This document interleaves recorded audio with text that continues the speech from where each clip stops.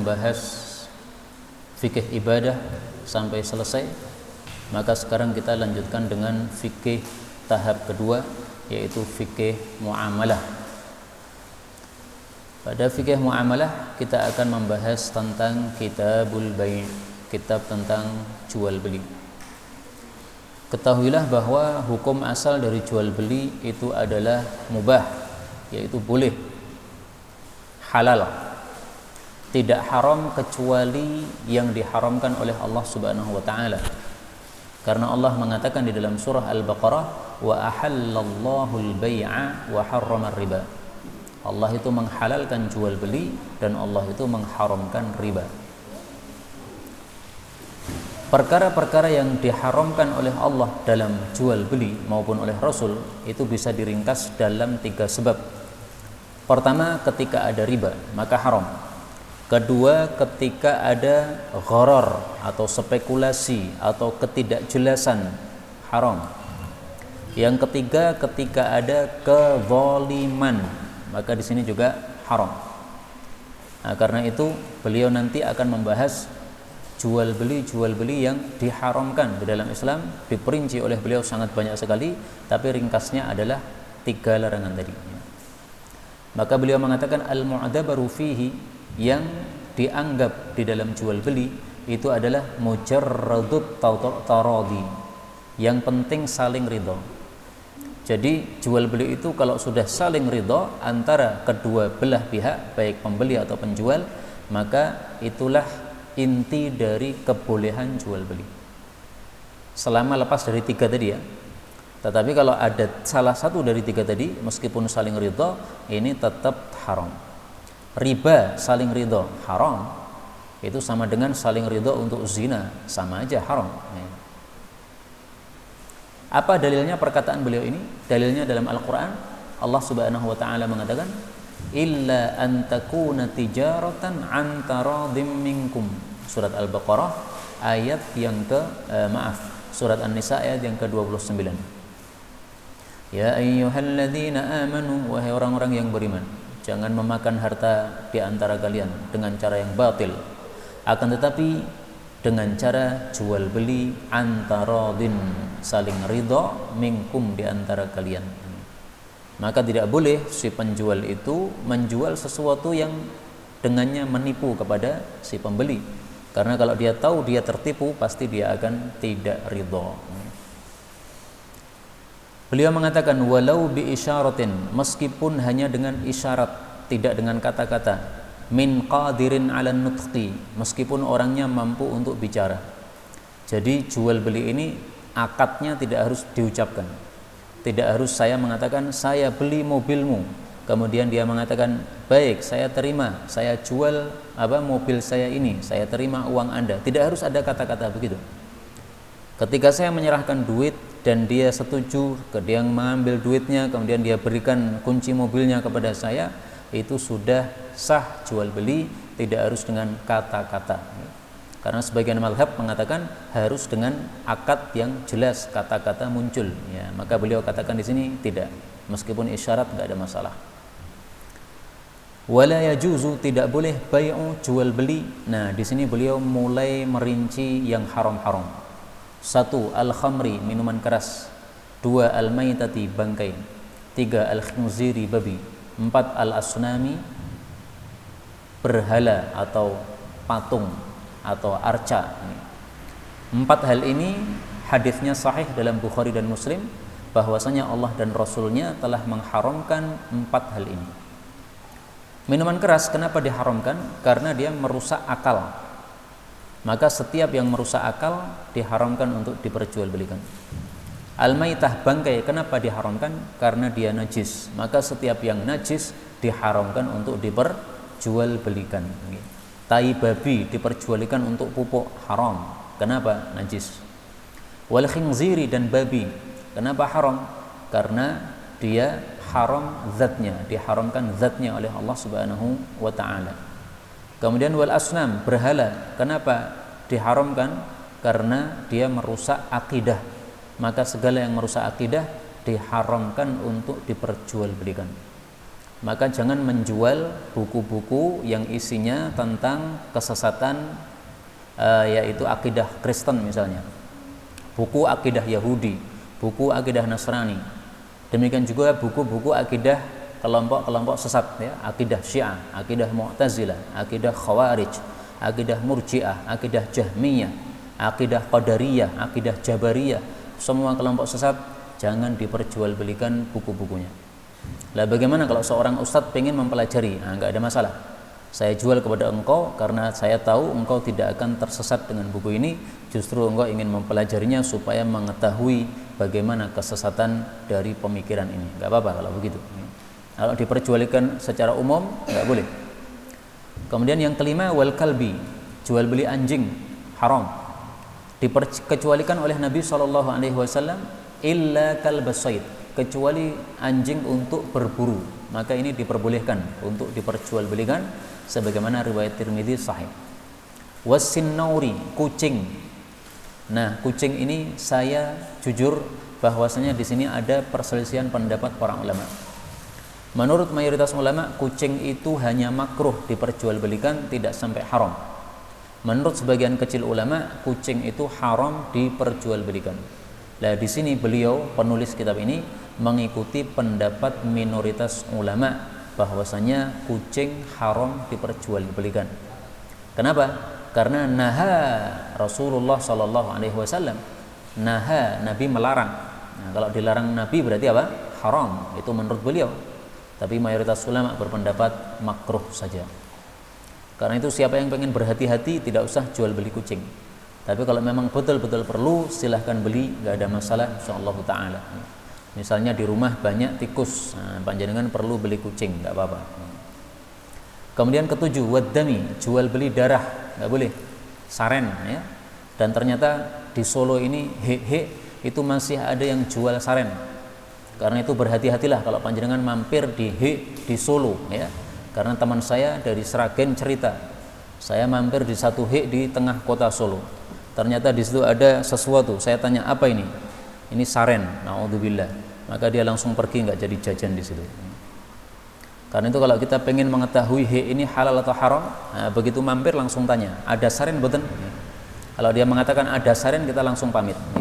Kalau tidak ada saren, nah, kita mampir di situ, di situ nggak apa-apa, murah. 8. Wa asbil fahli, dan menjual maninya pejantan juga nggak boleh. Saya punya sapi pejantan, tetangga saya punya sapi betina. Nah, mani sapi jantan saya jual kepada dia supaya ontanya bunting. Haram. Kenapa haram? Karena di sini spekulasi. Bisa jadi setelah dikawinkan hamil, bisa jadi tidak hamil, bisa jadi bunting, bisa jadi tidak. Yang ke-9, wa kulli haramin, segala yang haram tidak boleh diperjualbelikan. Contohnya apa? Minuman keras haram, babi haram, katak haram, anjing haram. Semua yang haram dimakan tidak boleh diperjualbelikan. Maka warung suiki itu nggak boleh mampir. Rasul sallallahu alaihi wasallam bersabda, "Innallaha idza harrama 'ala qaumin akla syai'." Allah itu kalau mengharamkan kepada suatu kaum makan sesuatu, harrama 'alaihim tsamanah, diharamkan juga jual belinya. Yang ke-10, wa fadlil ma, menjual sisa air. Kita punya sumur, kita sudah mengambil airnya dan masih sisa. Tetangga kita butuh air karena mati listrik, mati lampu, dan mereka mengandalkan air dari ledeng, dari sumur. Sementara sanyunya mati semuanya, nggak punya air kecuali dari sumur kita yang masih bentuk sumur. Nah, kita menjual nggak boleh. Kecuali kalau kita yang menimba, ya, kita timba, dipindahkan dari bawah ke atas. Setelah kita timba, kita kasih harga. Ini 1 ember 500, nggak apa-apa. Tapi kalau kita menyuruh mengambil sendiri, silahkan ambil sendiri dari sumur. Setiap ember bayar 500, nggak boleh, haram. Kenapa? Karena airnya sisa, Anda sudah cukup. Yang ke-11, wa ma fihi gharar, dan segala sesuatu yang bersifat gharar. Gharar itu spekulasi. Spekulasi maksudnya ada kemungkinan untung, ada kemungkinan rugi karena tidak jelas. Nah, beliau kemudian ngasih contoh di sini banyak sekali contoh-contoh jual beli spekulasi yang biasa dilakukan oleh orang-orang Arab. Contoh, kasamaki filma, air berisi ikan, ikannya dijual, tetapi tidak jelas ikannya kayak apa karena berada di dalam air. Kalau ikannya jelas, nggak apa-apa. Misalnya dalam akuarium yang putih jernih, kemudian ikan arwana besar di situ bisa terlihat cetha welo-welo, maka halal untuk diperjualbelikan, nggak ada masalah. Contoh kedua, habalil habalah, janinnya unta bunting. Saya punya unta bunting, saya tidak beli unta tersebut, tapi saya beli janinnya. Berapa janinnya harganya? Bayar 1 juta. Setelah bayar 1 juta, ternyata janinnya lahir gugur, tidak jadi hidup, saya rugi. Atau ternyata lahirnya 2 ekor unta karena anak kembar untanya, saya untung. Mestinya saya dapat harga 2 juta, saya hanya bayar 1 juta. Nah, ini berarti spekulasi untung rugi, haram. Wal munabadah, munabadah itu melempar. Misalnya roti dilempar. Nah, maka roti yang terlempar itulah yang harus dibeli. Padahal saya nggak tahu apakah roti yang dilempar itu rotinya masih bagus ataukah sudah teyeng ataukah sudah ninisan dan sebagainya. Pokoknya yang dilempar itu yang kamu beli. Mana bayarnya, duitnya mana ya? 1 roti 1.000. Nah, terus nunggu penjualnya melempar. Yang dilempar harus kita ambil. Nah, ini nggak boleh kayak begini karena nggak jelas yang dilempar itu apa kondisinya. Atau contoh yang lain, misalnya dalam satu meja ini ditaruh beberapa HP. Pembelinya membeli dengan cara melempar. Apa yang terkena lemparan itu yang harus dibeli. Maka bisa untung bisa rugi, haram. Wal mulamasah, dan menyentuh.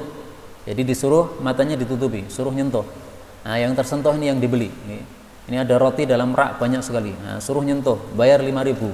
Nah, dapat roti yang harga 15, untung. Dapat roti yang harga 1.000, rugi. Wa ma fid dhur'i, dan apa yang masih ada di tetek, yaitu susu. Air susu saya beli, berapa? Bayar 10.000. Nah, kemudian suruh meras sendiri. Ternyata setelah diperas isinya hanya sedikit. Nah, jadi bangkrut. Kalau banyak maka untung. Nah, ini berarti spekulasi. Nah, bolehnya gimana? Diperas dulu, setelah diperas tahu berapa, seliter 2 liter baru dibayar. Lah itu boleh. Wal abdil abik, budak yang minggat. Saya punya budak minggat, silahkan dicari, bayar 5 juta. Ketemu 5 juta, ketemu ya 5 juta. Nah, ini untung rugi, spekulasi. Saya punya motor, dicuri orang tadi malam. Nah, silahkan cari, kalau ketemu bayar 5 juta, bayarnya 5 juta. Ketemu antum untung, tidak ketemu antum rugi. Karena motornya harganya 10 jutaan. Ya. Nah, maka kalau ketemu untung dia. Nah, ini haram. Wal maghanim hatta tuqsam, harta ghanimah tidak boleh dijual sampai dibagi. Maksudnya gini, saya perang ya, kemudian saya bilang ke tetangga saya, nanti kalau saya dapat ghanimah maka kamu beli. Berapa beli pak? Ya udah kamu bayar 1 juta. Dia bayar 1 juta. Ternyata saya dapat ghanimah yang sangat banyak, nilainya 10 juta. Nah, saya rugi. Atau saya dapat ghanimah yang sedikit sekali, 100.000. Nah, dia bayarnya 1 juta, dia yang rugi, nggak boleh. Jadi harus menunggu sampai pulang dari perang dulu. Mana hasilnya ghanimahnya? Nah, ini hasilnya. Nah, baru dijual. Kemudian contoh lainnya, wasamir hatta yasluh. Buah sebelum dia bagus. Maksudnya ketika masih pentil, sudah dijual, nggak boleh. Jadi masih menunggu 2 bulan lagi, dia akan matang 2 bulan lagi, udah dibayar. Nah, ternyata setelah 2 bulan ditunggu, ternyata gagal panen, ini rugi, ya, haram seperti ini. Kalau menunggu masa panennya itu hanya sebentar, yang kira-kira tidak ada kemungkinan untuk rugi, maka seperti itu dimaafkan. Misalnya satu pohon sudah ada 1 buahnya yang matang, lain-lainnya belum matang, tapi nyaris matang. Nah, seperti itu nggak ada masalah. Paling-paling nunggu 2 hari, 3 hari sudah bisa dipanen. Nah, jarak 2 hari, 3 hari ini meskipun tetap ada kemungkinan untung rugi, tetapi di sini dimaafkan karena biasanya tidak terjadi apa-apa. Kemudian berikutnya wasuf fi dhahr. Suf itu adalah bulu yang masih ada di punggungnya kambing. Ini saya punya kambing berbulu, silahkan beli. Bulunya berapa ini? Nah, dibayar 500.000. Ternyata setelah dikepras bulunya itu harganya hanya senilai 300. Nah, berarti dia rugi. Ya. Atau mungkin bulunya sangat banyak, nilainya bisa 1 juta, dia untung. Nggak boleh seperti itu. Harusnya dipotong dulu, kemudian ditimbang, baru kemudian dijual. Wasamni fil laban, minyak samin di dalam susu, nggak boleh karena nggak jelas berapa itu minyak saminnya di dalam susu tersebut. Demikian juga haram al-muhaqalah. Nah, muhaqalah itu apa? Ini, saya punya ladang. Ladang ini isinya padi, ya. Sawah ya, isinya padi. Kemudian padi ini dalam sawah saya ini kalau dipanen itu kira-kira nanti akan menghasilkan misalnya 1 kintal. Nah, maka ada orang menukarkan 1 kintal yang masih di sawah ini dengan 1 kintal yang sudah dipanen. Dia punya padi, punya gabahnya beratnya 1 kintal. Tukar menukar dengan saya. Ini gabah saya berikan kepada kamu, kamu berikan sawahmu yang nanti kira-kira hasilnya 1 kintal kepada saya. Nah, tukar menukar begitu. Seperti ini tidak boleh. Kenapa? Karena bisa jadi setelah dipanen ini kurang dari 1 kintal, bisa jadi lebih dari 1 kintal. Maka ini juga termasuk jual beli gharar, spekulasi. Muzabanah itu sama dengan muhaqalah. Bedanya kalau muhaqalah itu di sawah, di ladang, kalau muzabanah itu di pohon. Jadi misalnya korma, ini korma 10 kilo. Kemudian saya tukar dengan korma yang masih ada di pohon, yang kira-kira kalau dipetik, dipanen dan dikeringkan itu nanti juga jadi 1 kilo. Nggak boleh ya, karena tidak jelas. Nah, ini seperti ini sering dilakukan oleh orang-orang Arab, maka diharamkan oleh Rasulullah sallallahu alaihi wasallam. Demikian juga muawamah, jual beli tahunan. Misalnya punya pohon mangga, ini pohon mangga saya beli selama 1 tahun. Berapa bayarnya? 1 juta. Nah, setelah 1 juta saya bayarkan, ternyata 1 tahun itu pohon mangganya sama sekali tidak berbuah karena pohonnya mengalami pandemi, dia mendapatkan penyakit COVID dari manusia yang keliling di sekitar dia, maka dia nggak berbuah. Nah, maka saya rugi. Atau buahnya banyak pada waktu itu, nah, maka saya untung. Berarti ini untung rugi, gharar. Demikian juga contoh yang lain, mukhadarah. Mukhadarah itu menjual ketika masih pentil. Sama dengan yang disebutkan oleh beliau tadi, menjual buah sebelum menjadi bagus. Ini semuanya contoh-contoh yang disebutkan dari alif sampai nun.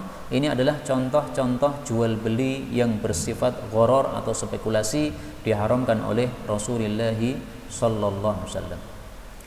Nomor 12, jual beli yang diharamkan juga adalah al-urbun. Al-urbun itu persekot. Persekot yaitu misalnya saya membeli sesuatu, saya kasih uang muka. Kalau nanti saya jadi beli, maka uang muka tinggal saya tambahi. Kurang berapa? Kalau saya tidak jadi beli, maka uang mukanya hangus. Nah, itu menurut beliau adalah haram.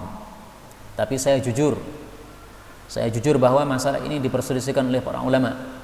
Menurut 3 imam, yaitu Abu Hanifah, mazhab Hanafi, mazhab Maliki, dan mazhab Syafi'i, haram. Sementara menurut mazhab Hambali, hukumnya adalah mubah. Kenapa mubah?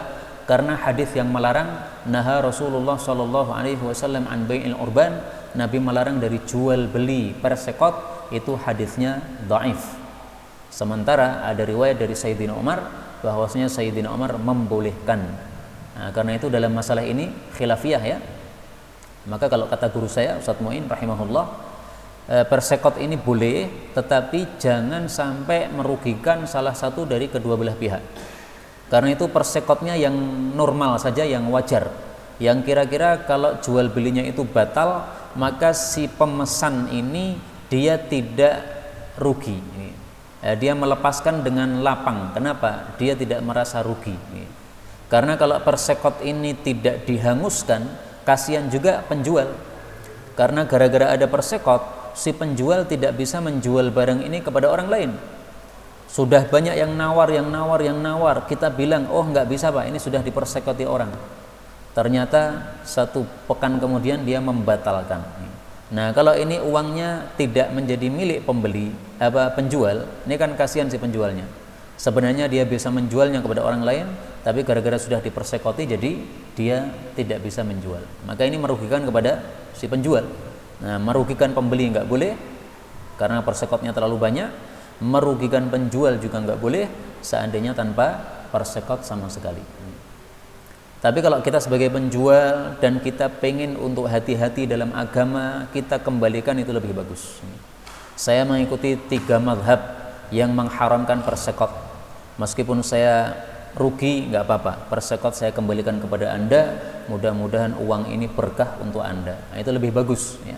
Lebih bagus kita berhati-hati dalam bab agama supaya kita tidak makan sesuatu yang haram karena menyebabkan doa kita tidak mustajab. Ke-13, wal asir, menjual anggur ila may yattakhidhuhu khamran, kepada orang yang akan membuatnya sebagai minuman keras.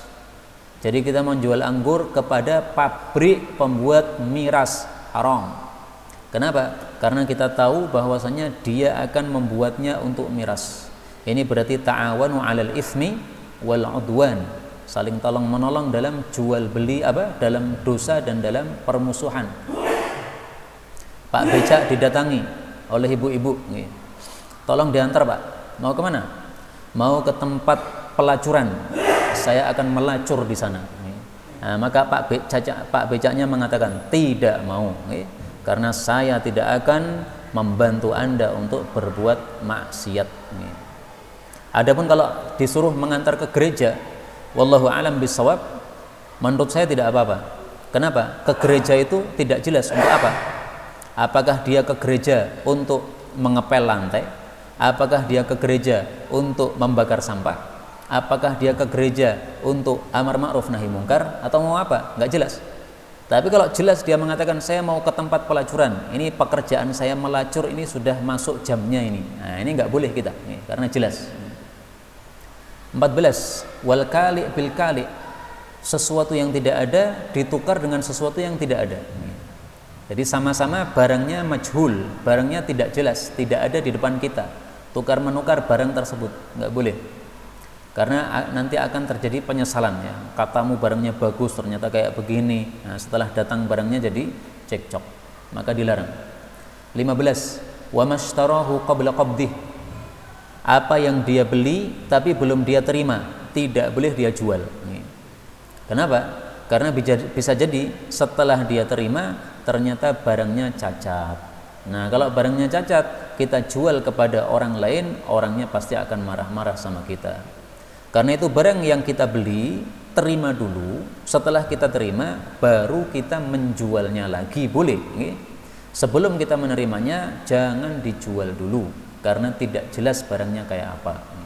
16, wat ta'am hatta yajriya fihi as-sa'an, makanan tidak boleh dijual kecuali sudah ditakar atau ditimbang 2 kali. Maksudnya ditimbang oleh si penjual pertama dan ditimbang juga oleh si penjual kedua. Saya beli dari satu toko, beri apa? Beras 1 kilo. Nah, kemudian ditakarkan 1 kilo, ditimbangkan 1 kilo. Habis itu saya jual langsung, nggak boleh, karena harus saya timbang lagi. Ketika ada orang membelinya, saya timbang lagi. Apakah betul 1 kilo? Bisa jadi tadi dia mengambilkan 1 kilo karena matanya tidak jelas, dia memberikan hanya setengah kilo. Nah, begitu kita kasihkan kepada si pembeli yang berikutnya, maka dia merasa tertipu. Nah, maka harus kita timbang lagi ya. Ketika kita membeli, kita menimbangnya, dan ketika kita menjualnya lagi, kita timbang lagi. Itu maksudnya. Karena itu kalau pengen aman, nggak usah pakai kilo-kilo, nggak usah pakai takar-takar. Pokoknya saya menjualnya sak plastik ya.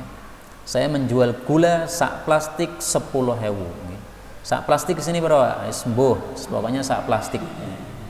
Menjual bensin sak botol 10.000. Sak botol berapa? Serang ngerti aku. Pokoknya sak botol. Saya nggak peduli mau sak liter atau kurang atau lebih, pokoknya saya 1 botol. Daripada nanti terjadi ketidakbenaran, maka kita boleh menjualnya dalam bentuk 1 botolan tersebut. Kemudian wala yasihul istithna, tidak boleh memberikan pengecualian fil bai' dalam jual beli illa idza kana ma'luman, kecuali kalau pengecualiannya itu diketahui. Ini contoh jual belinya orang Arab di zaman dulu, Pak. Misalnya begini, saya menjual pohon-pohon yang ada di kebun saya ini kecuali satu pohon. Nah, satu pohon ini nggak jelas. Setelah dibayar oleh si pembeli, ternyata pohon yang diperkecualikan tadi adalah pohon yang paling mahal harganya. Nah, maka dia jadi rugi dan dia jadi menyesal, ya, si pembelinya ini. Semestinya kebun segitu itu harganya sekian kalau tanpa pohon itu. Ternyata dia suruh membayar dengan harga yang mahal karena dia mengira bahwa pohon yang mewah itu termasuk yang akan menjadi milik dia. Atau kalau zaman sekarang misalnya orang mengatakan saya jual mobil saya kecuali satu bagian darinya. Udah sah, ya, dibayar berapa? 50 juta. Setelah dibayar 50 juta diambil mesinnya. Nah, saya sudah mengecualikan kan, kecuali satu bagian. Satu bagian itu apa? Tadi nggak dijelaskan, ya wes tak ambil mesin nih. Nah, ini nggak boleh. Kecuali dijelaskan nih, saya jual mobil saya ini kecuali spionnya. Nah, nggak apa-apa. Nanti spionnya ditetel, dia harus menambah spion yang baru, nggak masalah. Wa min hustithna'u dhahril mabi. Contoh yang diperbolehkan itu memperkecualikan untuk menunggangi tunggangan. Misalnya gini, jual beli di tengah jalan, ya. Waktu itu saya naik motor, motornya saya tulisi motor dijual. Nah, ketika ada orang melihat itu kemudian dia menawar di tengah jalan, ternyata sah, terjadi transaksi yang sah. Dia oke dengan harga 5 juta, saya oke dengan harga 5 juta. Maka saya boleh mengatakan, baik, ini motor saya jual, tetapi saya memperkecualikan saya pakai dulu sampai rumah. Kalau nanti sudah sampai rumah, silahkan motor ini Anda ambil. Nah, itu boleh seperti itu, karena jelas, ya. Jadi saya memberikan persyaratan untuk saya pakai pulang ke rumah dulu. Karena kalau langsung diambil di tengah jalan, saya pulangnya susah, ya, jalan kaki jauh. Kalau pakai Grab mengurangi rupiah saya, nah, maka boleh saya bawa pulang dulu, tapi dengan izin atau kesepakatan dari si pembeli. Baik, di sini masih banyak sekali perkara-perkara yang diharamkan. Ini mungkin saya cepetin saja, ya. Wala yajuzu, tidak boleh at-tafriq bainal maharim, memisahkan antara budak-budak yang mahram. Maksudnya gini, kita punya budak, budaknya itu dalam bentuk kakak beradik. Ini tidak boleh dijual terpisah. Kalau mau dijual harus berbarengan. Ini saya punya budak 2, kakak beradik, siapa mau beli, ya. Nah, sehingga yang membeli satu orang, kumpul lagi. Dan ini berlaku apabila budak itu belum balik. Tetapi kalau sudah balik, maka dipisahkan, nggak ada masalah. Kita punya budak dalam bentuk ibu dan anaknya. Nah, ini harus dijual bersamaan. Kecuali kalau anaknya sudah balik, nah, dijual terpisah, nggak apa-apa. Yang kedua, wala ayyabi'a hadirun libadin. Seorang kota menjualkan barang milik orang desa, nggak boleh. Ini gambarnya gini, orang desa membawa barang dari desa ingin menjualnya di kota.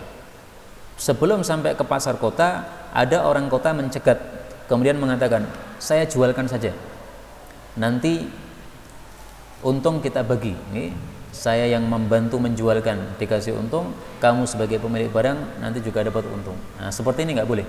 Kenapa? Karena seperti ini menyebabkan harga jadi mahal. Biarkan orang desa datang ke pasar kota, dia akan menjual dengan harga murah dan dia sudah senang dengan untung yang dia dapat. Orang-orang pasar sudah senang dengan harga yang murah. Maka di sini dilarang, kenapa? Supaya tidak menghalangi orang-orang pasar untuk mendapatkan harga murah. Karena kalau dibantu untuk diperjualbelikan, ini yang untung hanya satu orang, yaitu si orang kota yang membantu tadi saja. Sementara orang-orang pasar semuanya tidak dapat harga murah. Kemudian tanajus, entul. Entul itu gimana? Ini barang saya jual dengan harga 500.000. Saya sepakat dengan seseorang. Nanti kalau ada orang datang untuk menawar, kamu ikut-ikut nimbrung. Kamu tawar dengan harga mahal. Nah, ternyata betul ada orang datang dia menawar, ini harga enggak terlalu mahal kalau 500, ini 400 saja. Nah, teman saya tadi mengatakan, saya berani membeli 1 juta. Nah, gara-gara ada yang menawar tinggi, akhirnya dia rela untuk membayar 500.000 ya. Nah, setelah dia pergi, untung kita bagi dua, 50.000 untuk yang ngentuli dan 50.000 untuk saya yang menjual. Ini haram. Yang keempat, wal bai'u 'alal bai', menjual atas jualan orang lain. Jadi misalnya saya menjual kepada seseorang A, belum selesai transaksi, dia masih mikir-mikir, tiba-tiba ada orang yang menawarkan barang yang sama. Kamu beli dari saya saja, barangnya sama, harganya lebih murah dari saya. Nah, maka ini menyebabkan batalnya jual beli yang pertama. Ini mendolimi seperti ini, nggak boleh. Yang kelima, talaqir rukban, mencegat para orang-orang desa. Orang-orang desa bawa dagangan dari desa mau datang ke pasar kota. Sebelum masuk pasar kota, kita cegat, kita borong di tengah jalan. Nggak boleh. Kenapa? Karena orang desa tidak paham harga di kota berapa, sehingga kalau kita borong, dia nanti akan menyesal. Ternyata harga yang ditetapkan terlalu murah. Nah, karena itu untuk zaman sekarang, menurut sebagian ulama, seperti ini, mencegat seperti ini boleh. Kenapa? Karena orang desa zaman sekarang sudah mengetahui harga kota. Karena sudah ada WA, sudah ada internet dan sebagainya. Ya, dia searching di googling, ya, dengan googling dia mengetahui oh harga pasaran sekian. Nah, sehingga meskipun dicegat tengah jalan, dia sudah mengetahui harga pasaran. Ini nggak apa-apa menurut apa? Sebagian ulama zaman sekarang, karena hukumnya sudah berubah dengan sebab kondisi yang berubah. Wal ihtikar, menimbun. Maksudnya adalah menimbun barang-barang yang diperlukan oleh semua orang. Misalnya beras diperlukan oleh semua orang, misalnya bensin diperlukan oleh semua orang. Ditimbun sampai langka. Setelah langka dia jual dengan harga yang tinggi. Orang-orang terpaksa membeli. Kenapa? Tidak ada barang lain kecuali dari dia. Nah, itu yang dimaksud menimbun yang haram. Kemudian at-tas'ir, dilarang menetapkan harga. Tetapi sebenarnya menetapkan harga ini ada dua macam. Kalau barang itu sepantasnya ditetapkan harga oleh pemerintah supaya tidak terjadi kekacauan dalam jual beli, maka diperbolehkan. Misalnya pemerintah menetapkan harga bensin 1 liternya 7.500. Kenapa ditetapkan seperti itu? Karena kalau tidak ditetapkan nanti akan terjadi kekacauan di mana-mana, ya. Orang akan menjual dengan harga semau gue, ya. Ada orang malam-malam kehabisan bensin, membeli bensin tiba-tiba dikasih harga 100.000. Kaget nih, 1 liter 100.000. Nah, itu kalau tidak ditetapkan apa? Harga oleh pemerintah. Karena itu tas'ir ini, menetapkan harga ini tidak haram secara mutlak. Kalau memang maslahat untuk ditetapkan harga oleh pemerintah, justru diperbolehkan untuk ditetapkan harga padanya. Kemudian beliau mengatakan, wa yajibu, dan wajib wad'ul jawaih, untuk meninggalkan buah-buahan yang gagal panen. Maksudnya gini, saya beli satu sawah, ya. Ternyata pada hari panen ternyata tidak berhasil panen. Kenapa? Satu malam tiba-tiba datang wereng yang sangat banyak. Satu malam padi langsung habis total. Nah, seperti ini menyebabkan saya jadi rugi. Nah, kalau rugi seperti ini, maka duit yang saya berikan kepada petani tidak boleh dia ambil. Kenapa? Dia mengambil duit saya sementara saya tidak dapat ganti apa-apa. Nah, terus bagaimana seperti itu? Ya, itu dianggap suatu musibah, sehingga hendaklah duitnya dikembalikan. Kemudian petaninya dia berusaha untuk menanam lagi, dan dia berusaha untuk tidak terjadi seperti yang terjadi pada waktu tersebut. Baik, ini kiranya yang bisa dibaca pada malam hari ini, karena ternyata masih banyak. Saya sudah berusaha ngebut, ternyata masih banyak. Ini saya tutup sampai di sini aja. Sisa waktu kita buka untuk tanya jawab saja. Monggo, Pak.